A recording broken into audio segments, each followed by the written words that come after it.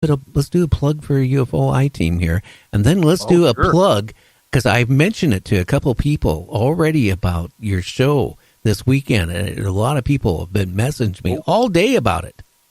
Wonderful! I can't wait, and I'll hold that for just a second. But first of all, talk about the UFO I team broadcasts that we are having on every Wednesday on nightdreamstalkradio.com, of course.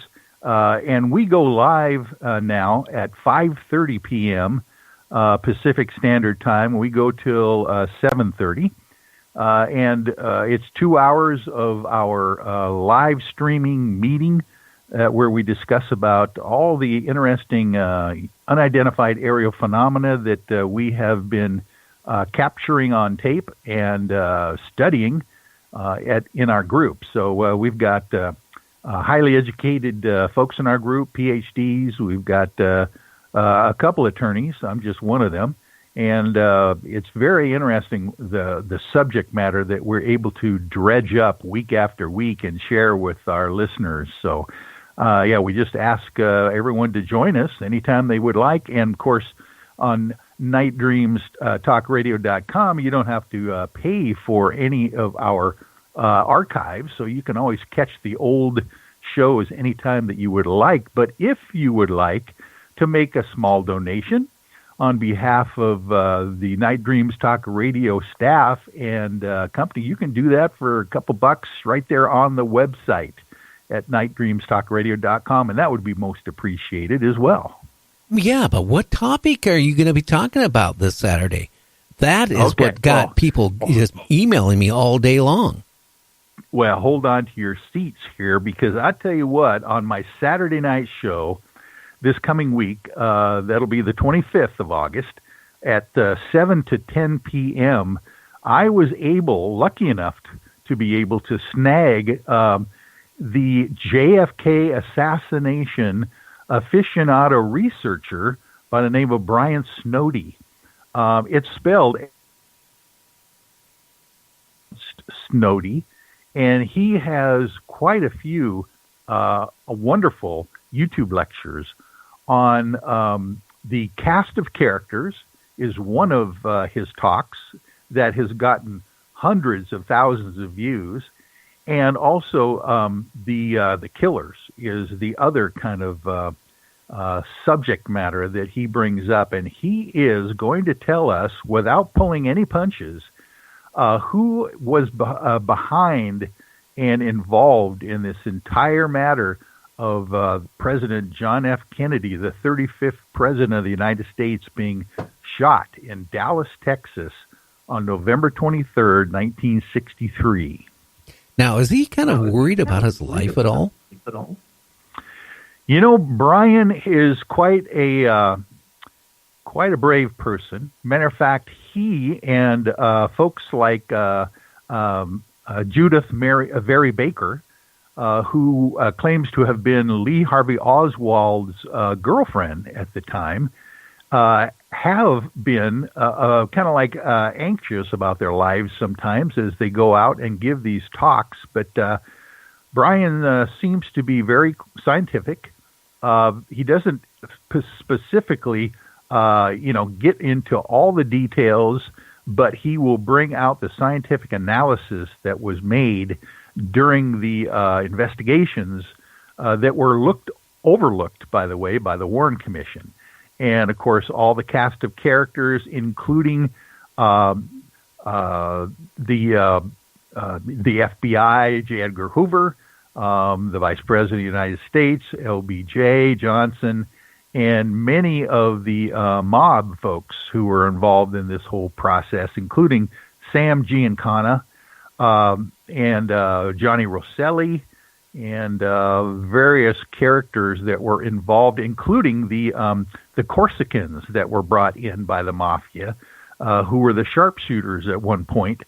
And we actually have his testimony, Brian's testimony, of the actual last living mob asset by the name of Rod McKenzie, who has actually told Brian Snowdy all the details of what happened, because he was the running a safe house for the mob CIA, by the way, in Dealey Plaza at this exact moment that John F. Kennedy was shot in Dallas, Texas. So he knows all the cast of characters, David Ferry, Oswald, and the various folks. Even he says Richard Nixon was in the Dealey Plaza area along with George Bush Sr. and Jr. So this is just a little inkling of what we're going to be talking about this coming Saturday night from 7 to 10 p.m. on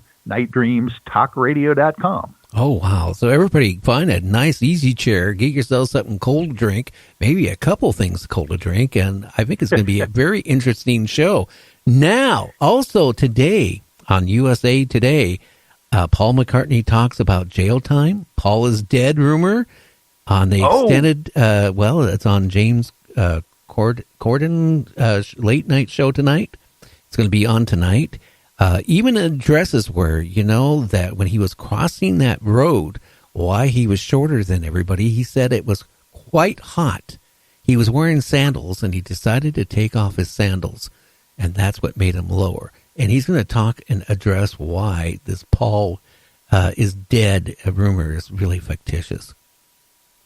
Oh, that is really fascinating, given the fact that Tina Foster, the longtime researcher who is coming out with her book on why Paul was killed and or replaced, is kind of almost coming out with her book. I'm wondering if they are kind of foreseeing this coming down the road as a negative thing, and so they are really going after bringing Paul McCartney back. They are having him go visit his old childhood stomping grounds, and of course walking across the street again, like they did in the album cover. And it's going to be a fascinating thing coming a few months down the road here when Tina Foster's book is actually released.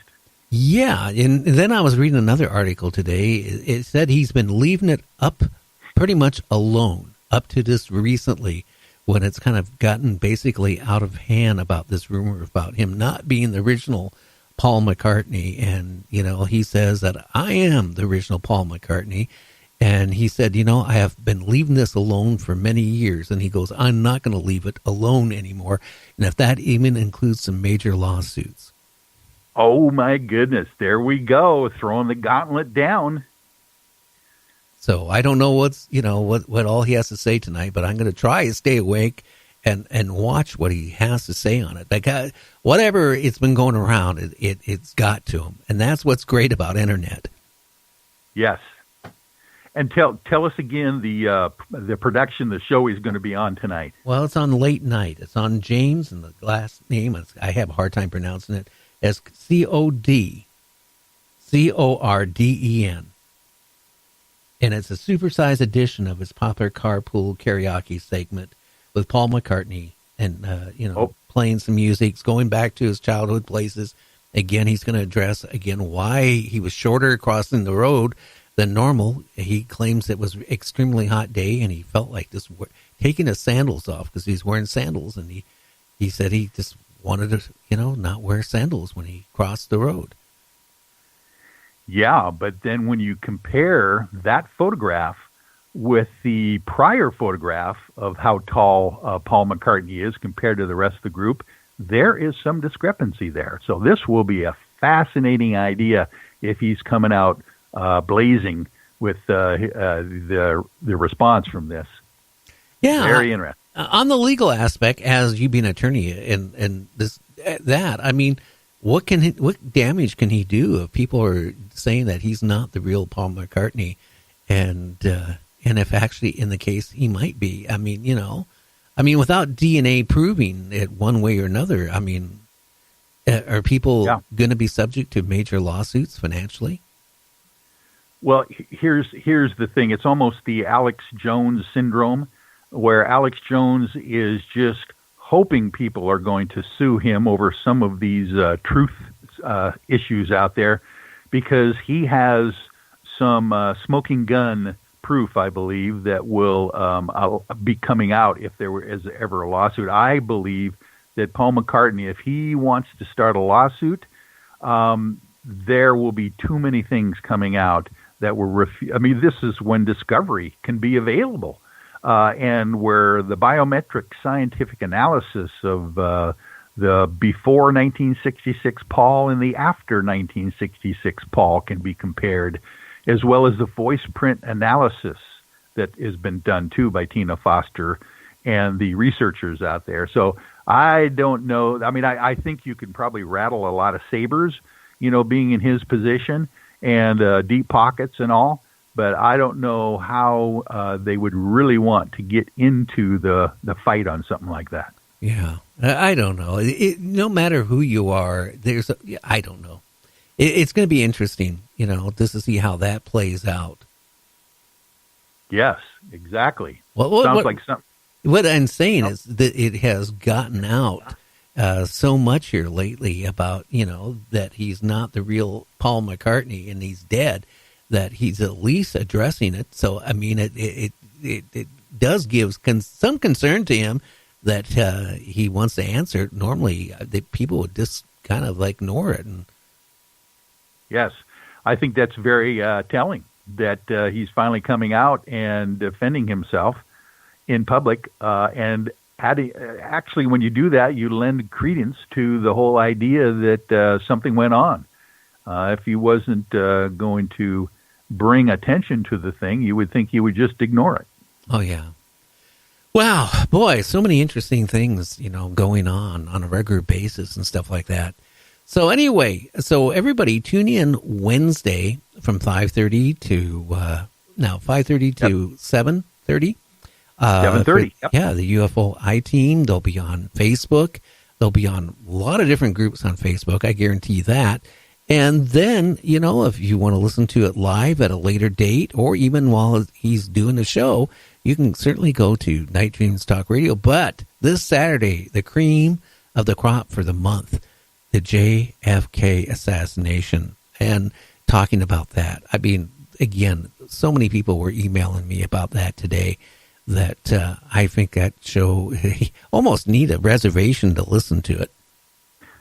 Well, I will get a hold of Brian Snowdy, and I will let him know so he can be prepared for, he always is, but it'll be an awesome production that we put together on Saturday night. Well, great. Well, hey, everybody, I want to thank you for, listening to Night Dreams. Tell your friends about Night Dreams.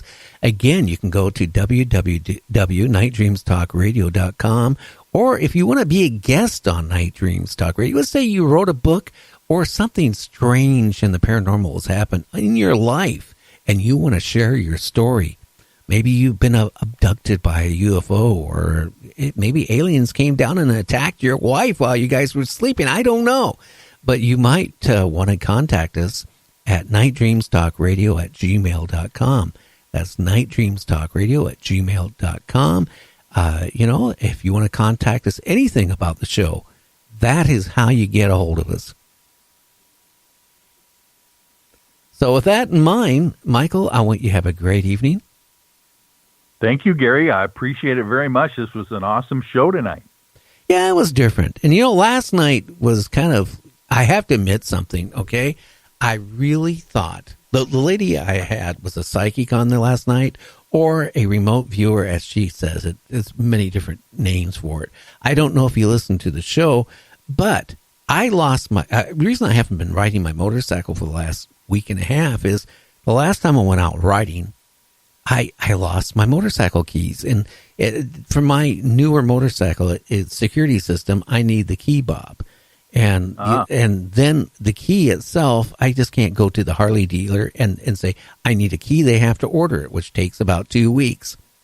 I tell you what happened. I couldn't find it. I looked everywhere around the house. And one of her questions of me last night was about losing a key. And I said, yeah, I lost the key.